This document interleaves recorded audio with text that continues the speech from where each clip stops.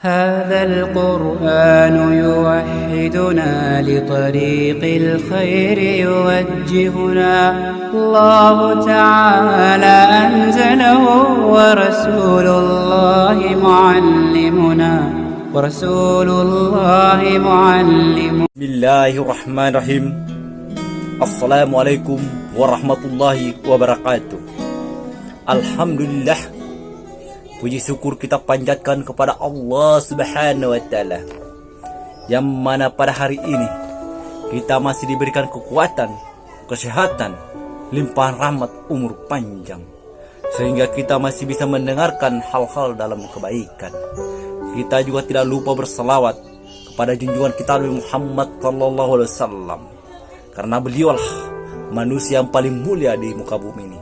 Semoga kita di hari kiamat nanti mendapat syafaatnya. Dalam kesempatan ini saya akan berbagi. Mulia di sisi kita belum tentu mulia di sisi Allah Subhanahu wa Ta'ala. Saudaraku yang dirahmati Allah Subhanahu wa Ta'ala dimanapun berada, mulia di sisi manusia belum tentu mulia di sisi Allah Subhanahu wa Ta'ala. Hina di mata kita belum tentu hina di mata Allah Subhanahu wa Ta'ala. Firman Allah Subhanahu wa Ta'ala, "Fa amma insanu isama abtalahu rabbuhu fa akramuhu wa na'amahu fa yaqulu rabbihi akramani wa amma isama abtalahu fa qadara alaihi rizqahu fa yaqulu rabbihi ahnan." Maka adapun manusia apabila Tuhan mengujinya lalu memuliakannya dan memberikan kesenangan, maka dia berkata, "Tuhanku telah memuliakanku." Namun bila Tuhan mengujinya lalu membatasi rezekinya, maka dia berkata, "Tuhanku telah menghinaku." Quran Surah Al-Fajr 89. Semua orang ingin hidup mulia dan bahagia di dunia ini maupun di akhirat. Tak ada seorang pun yang ingin hidup sengsara, apalagi hina.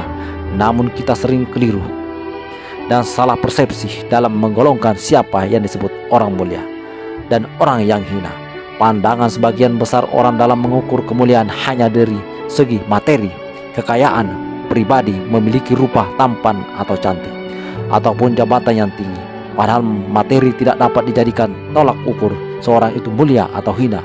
Rasulullah SAW bersabda, yang artinya kemuliaan di dunia adalah kekayaan dan kemuliaan akhirat adalah ketakwaan.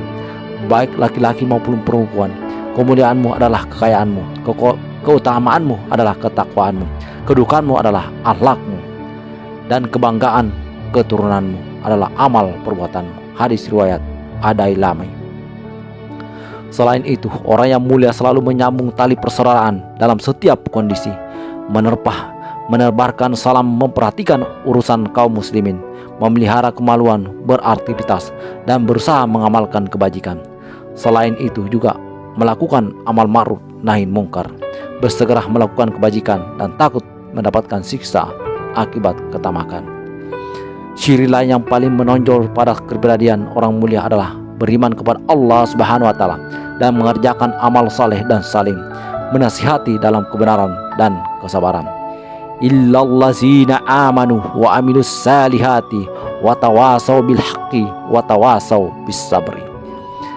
Kecuali orang-orang yang beriman dan mengejarkan amal saleh dan nasihat menasihati supaya menaati kebenaran, dan nasihat menasihati supaya menetapi kesabaran. Quran Surah Al-Asr 103. Mendakwakan ibadah qiyamul lain, firman-Nya, "Wa minal laili fatahajjat bihi nafilatan laka asa an yab'azaka rabbuka maqaman ma'mudan." Dan pada sebagian malam bersalat tahajudlah kamu sebagai ibadah tambahan bagimu. Mudah-mudahan Tuhanmu mengangkatmu ke tempat yang mulia. Quran Surah Al-Isra 17. Orang yang memiliki ilmu yang pengetahuan hidupnya akan mulia, ini dijamin Allah sebagaimana tercantum dalam Al-Quran. Yarfa'illahu allazina amanu minkum wallazina utu ilma darajatin. Allah akan meninggikan orang-orang yang beriman di antara kamu dan orang-orang yang diberi ilmu pengetahuan berapa derajat. Quran Surah Al-Mujadilah 58. Semoga kita tergolong orang-orang mulia di sisi manusia dan mulia di sisi Allah Subhanahu wa taala. Amin amin amin. Ya rabbal alamin.